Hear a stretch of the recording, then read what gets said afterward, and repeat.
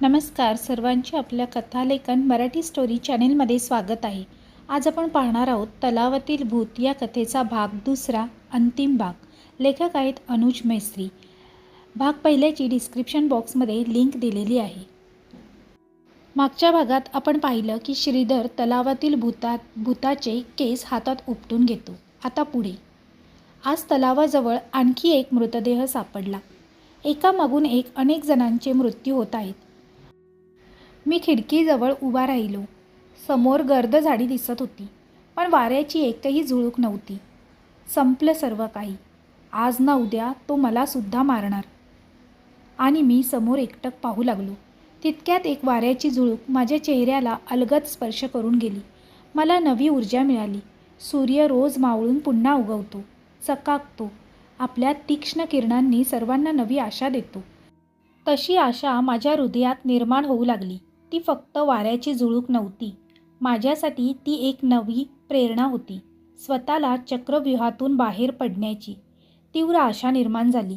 मी स्वतःला जिवंत ठेवू शकतो आणि येणाऱ्या अनेक मृतदेहांचे कारणही मुळासकट नष्ट करू शकतो, अशी आशा निर्माण झाली. माझा आत्मविश्वास वाढू लागला.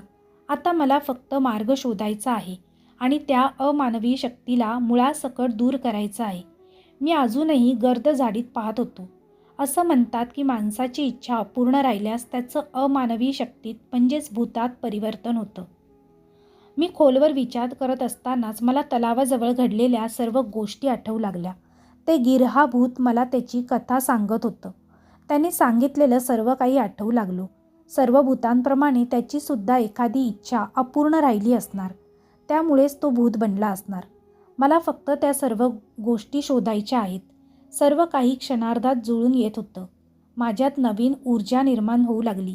थोडा वेळ विचार करत असताना मला गिरहाने सांगितलेली कथा आठवली. डोक्याला जोर देऊन मी ती आणखी प्रखरपणे आठवू लागलो. त्यातल्या काही गोष्टी मला आठवणीत आल्या. एक नवविवाहित जोडपं, काही गुंड, तलावाजवळचा रस्ता, या सर्व गोष्टी त्या गिरहाने मला सांगितल्या होत्या. पण ते खरंच घडलं असेल का? मी पुन्हा एका संभ्रमात पडलो. पण मला त्या गोष्टींवर विश्वास ठेवण्याशिवाय दुसरा पर्याय नव्हता. त्याने सांगितल्याप्रमाणे घटनेला बरीच वर्ष झाली होती. जर त्या मुलीचं खरंच अपहरण झालं होतं आणि त्या विवाहित तरुणाचं खरंच खून झाला होता, तर नातेवाईकांनी नक्कीच पोलिसांकडे तक्रार केली असणार. पण ही घटना फार जुनी असल्यामुळे त्याबद्दल पुरावे सापडणंसुद्धा फार कठीण होतं. गेल्या वर्षभरात बरेच जणांचे खून झाले होते. त्याची नोंद पोलिसांकडे नक्कीच असणार. मेलेल्या व्यक्तींमध्ये नक्कीच काहीतरी संबंध असणार किंवा साम्यता असणार. त्यामुळे गिरहा त्या विशिष्ट लोकांनाच मारत आहे. जयवंत नावाचा पोलीस माझ्या ओळखीचा होता. त्यामुळे मी त्याच्याशी व्यक्तिशः बोलू शकत होतो. ठरल्याप्रमाणे आम्ही दोघं जवळच्या बागेत भेटलो. मी ठरवलं होतं की त्याला काही सांगायचं नाही, फक्त हवी असलेली माहिती काढून घ्यायची. पण जयवंत मुळात फार हुशार.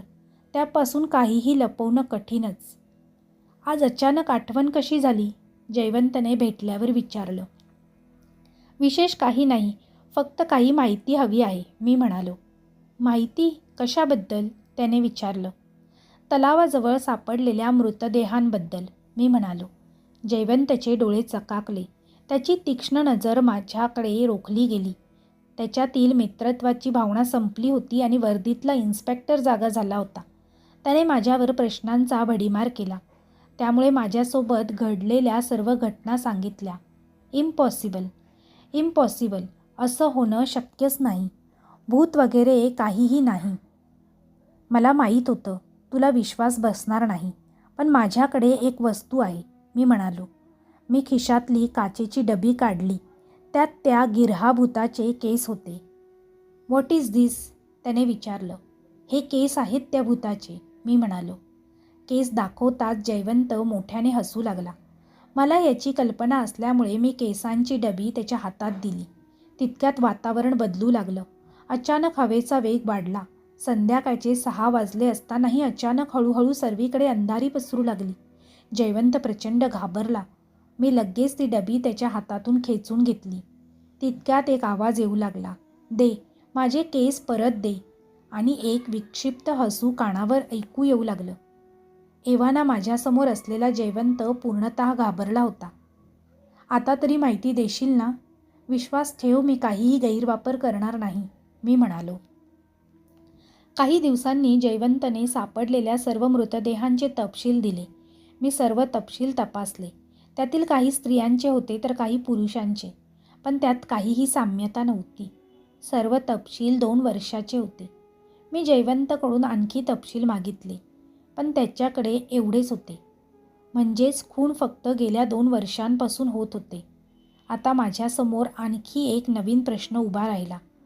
गिरहा भूतासोबत घडलेली घटना लगभग बऱ्याच वर्षांपूर्वींची होती, पण त्याचे पडसाद आता का उमटत आहेत?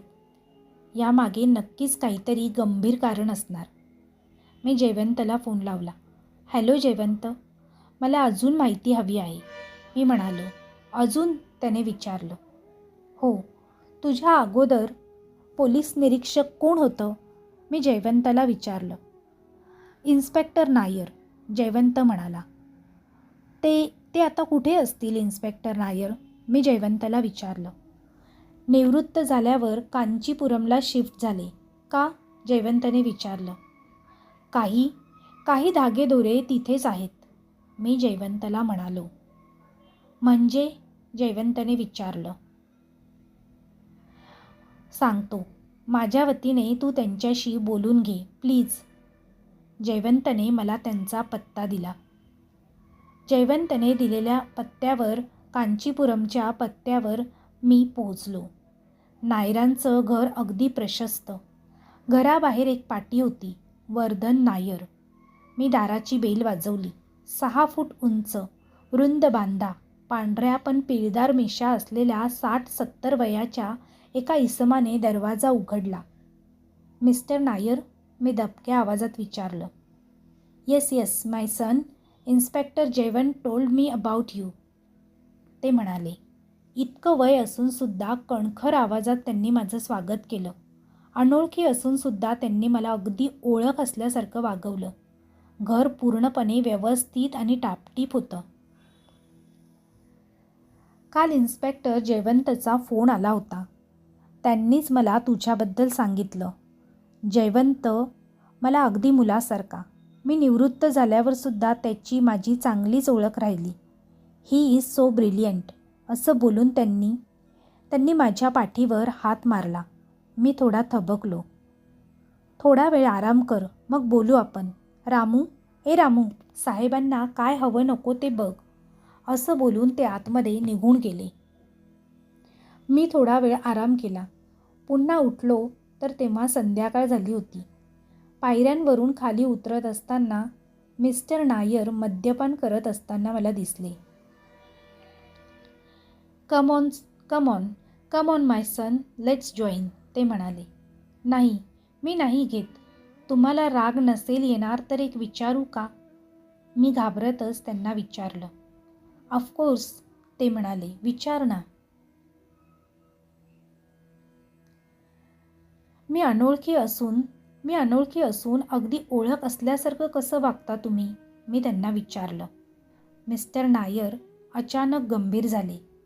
ग्लासातल्या दारूचा एक मोठा घोट घेतला आणि बोलले. जयवंतने मला सर्व काही सांगितलं.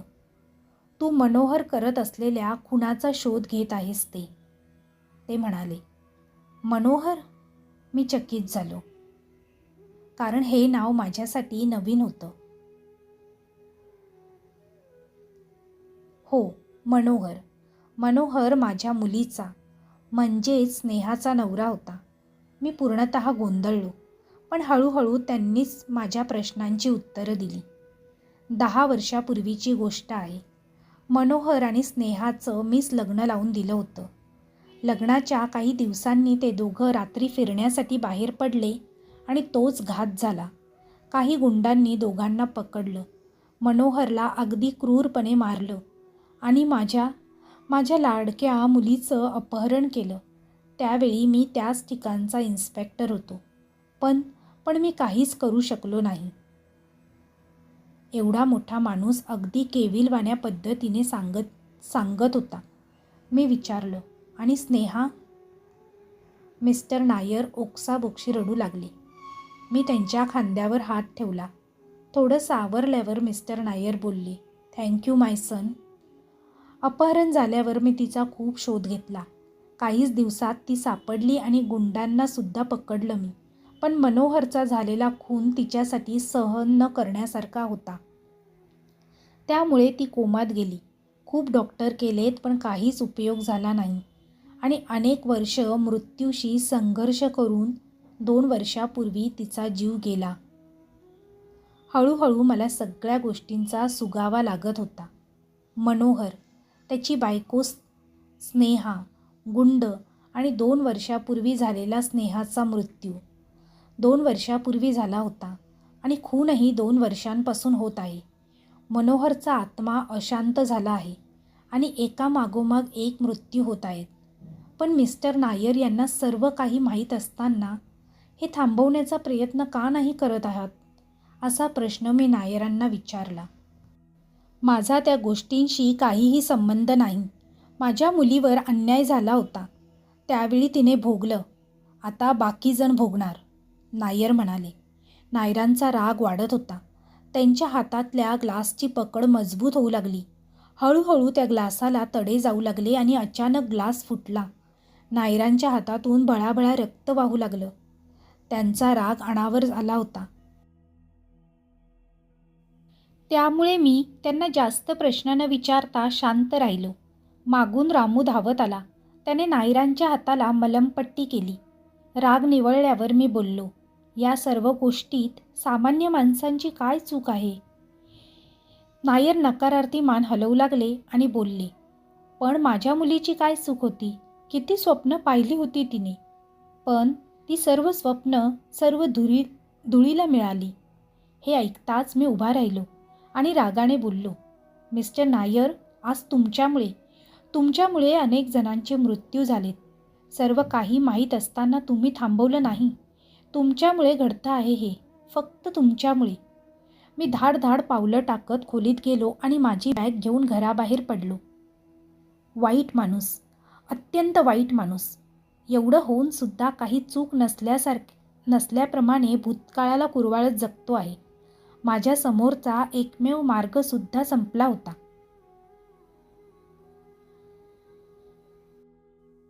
मी उठलो आणि खिडकीजवळ उभा राहिलो आणि पुन्हा समोरून येणारी थंड हवा अनुभवू लागलो. तितक्यात माझ्या गळ्याजवळ 2 हात येऊ लागले आणि गळ्याभोवती ते हात घट्ट होऊ लागले.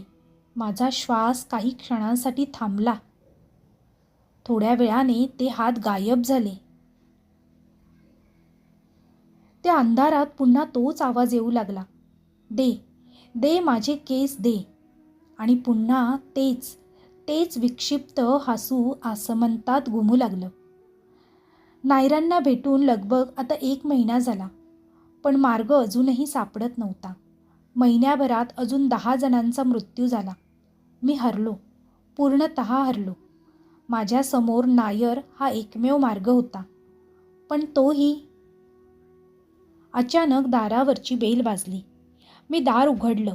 एक अनोळखी पुरुष हातात एक छोटी पेटी घेऊन उभा होता. मी विचारलं, कोण? कांचीपुरमहून आलो आहे. नायर यांनी ही पेटी तुमच्यासाठी दिली आहे, तो माणूस म्हणाला. मी आश्चर्यचकित झालो.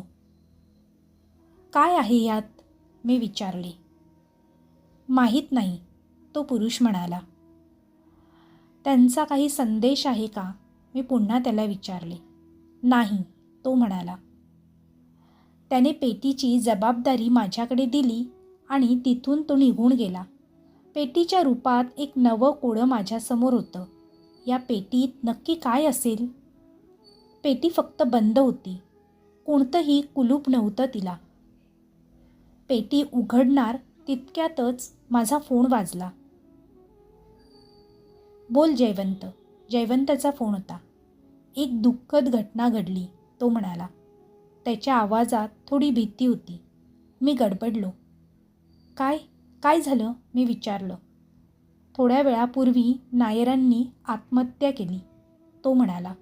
हे ऐकताच मला मोठा धक्का बसला. पण माझी नजर त्या पेटीकडे गेली. माझ्या तोंडातून शब्द निघत नव्हते. मी न बोलताच फोन ठेवला. माझ्या आजूबाजूला संशयाच्या नव्या भीती उभ्या राहिल्या. काही क्षणांसाठी मी खोल विचारात जाऊ लागलो. थोडं सावरल्यावर मी ती पेटी उघडली. पेटीमध्ये एक चिठ्ठी आणि एक डबी होती. मी ती चिठ्ठी बाहेर काढली. वाचण्याआधी मनात अनेक प्रश्न निर्माण होऊ लागले, पण मला आशा होती की माझ्या प्रश्नांची उत्तरं याच पेटीत असतील. मी चिठ्ठी वाचण्यास सुरुवात केली. मी वर्धन नायर. श्रीधर, तू बरोबर होतास. मला सर्व काही माहीत होतं. पुढील सर्व काही वाचून तुला नक्कीच धक्का बसेल. मनोहरचा आत्मा स्वतःहून बाहेर आलेला नाही. माझी मुलगी स्नेहा जेव्हा वारली तेव्हा मला या संपूर्ण समाजाचा राग आला होता. असं वाटत होतं की प्रत्येकाला संपवावं. मनोहरचा आत्मा स्वतःहून बाहेर आलेला नाही. त्याला मीच बाहेर काढलं, एका मांत्रिकाच्या साहाय्याने.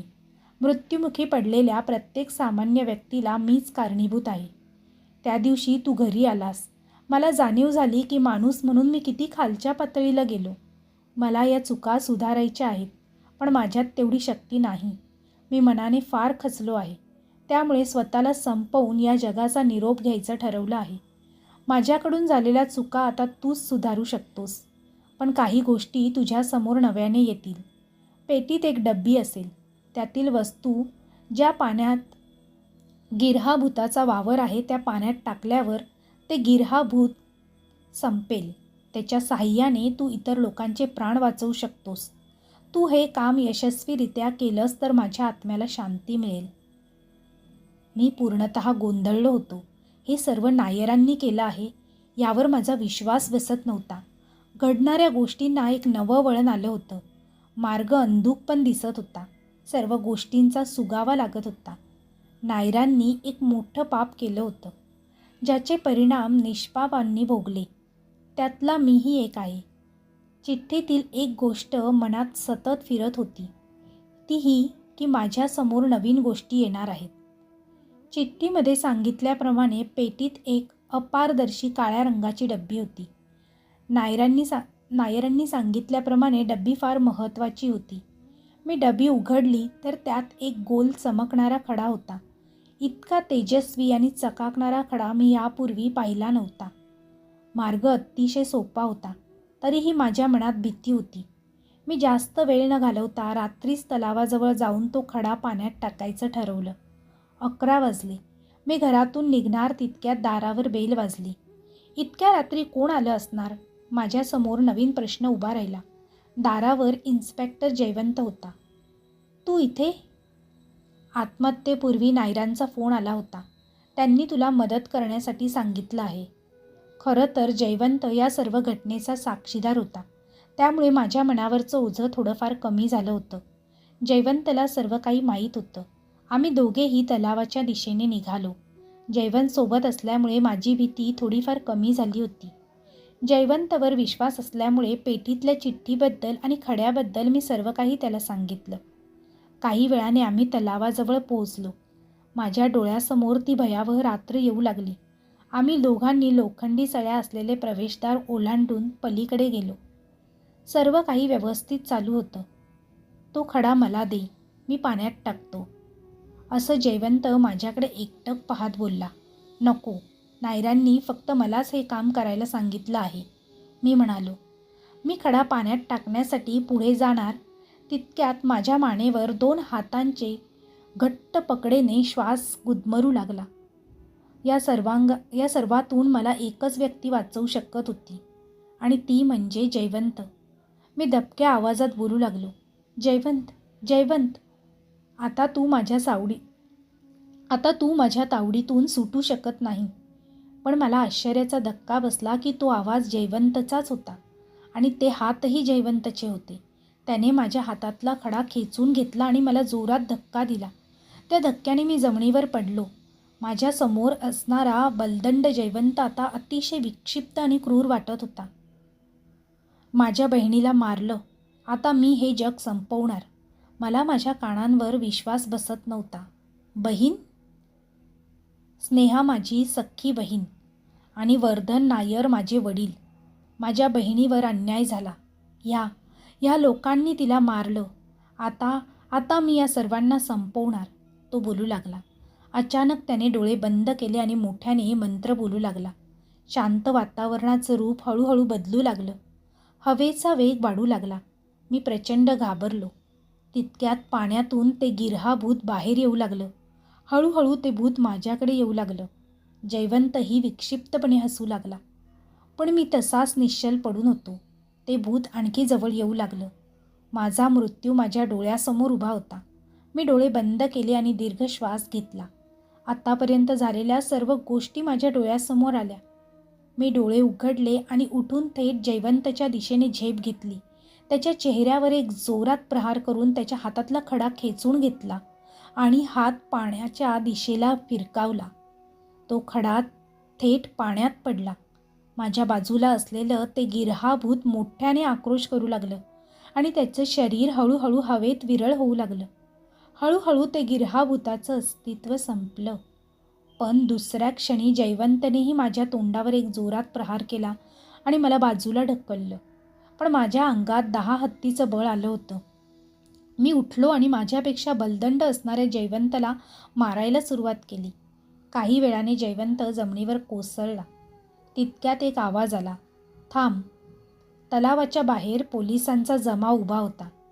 ते सर्वजण पोलीस गेट तोडून आतमध्ये आले आणि जयवंतला अटक केली. आज या घटनेला 1 वर्ष पूर्ण झालं. पण अजूनही ती घटना मनातल्या कोपऱ्यात घर करून आहे. वर्षभरात तिथे एकही मृत्यू आता झालेला नाही. वर्धन नायर आणि त्यांच्या मुलाने म्हणजे जयवंतने बदलेच्या भावनेने मृत्यूकांड घडवून आणले. खरं तर जयवंत हा वर्धन नायर यांचा मुलगा आहे हे कळल्यावर मला धक्काच बसला. मी वर्धन नायर यांना भेटल्यामुळे सर्व काही बदललं आणि ही मृत्यू साखळी थांबली. वर्धन नायरांचा माझ्याशी संबंध घडवून आणणं जयवंतला महागात पडलं आणि तिथेच त्याची चुकी झाली. पण आत्महत्येपूर्वी नायरांनी आपल्या मुलाचाही विचार न करता पोलिसांना कळवून सर्व काही थांबवण्यात त्यांचा मोलाचा वाटा त्यांनी उचलला. शेवटी त्यांच्या हातून सुद्धा फार मोठं पाप घडलं होतं. त्यामुळे त्यांच्यापुढे आत्महत्येशिवाय दुसरा पर्याय नव्हता. विशेष म्हणजे डब्बीतील केसही आपोआप गायब झाले. मी पुन्हा एक सुटकेचा श्वास घेतला. काही वेळ खिडकीजवळ विचार करत उभं असताना अचानक मागून 2 हात माझ्या गळ्याभोवती येऊ लागले. माझा श्वास गुदमरू लागला. पण काही क्षणातच हात गायब झाले. मी प्रचंड घाबरलो. मी मागे पाहिलं तर ती माझी होणारी पत्नी प्रिया होती. ती मोठ्याने हसतच बोलली, घाबरलास? मी पुन्हा सुटकेचा श्वास घेतला. समाप्त. आणि आपली ही कथा इथेच समाप्त होते. तर आजची तलावातील भूत ही कथा तुम्हाला कशी वाटली हे कमेंटद्वारे कमेंट करून नक्की कळवा.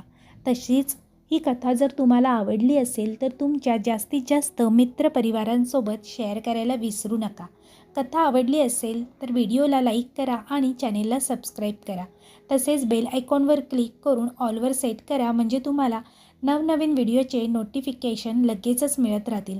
पुन्हा भेटूया अशीच एक नवीन आणि सुंदर कथा घेऊन. तोपर्यंत सर्वांना धन्यवाद. Bye bye.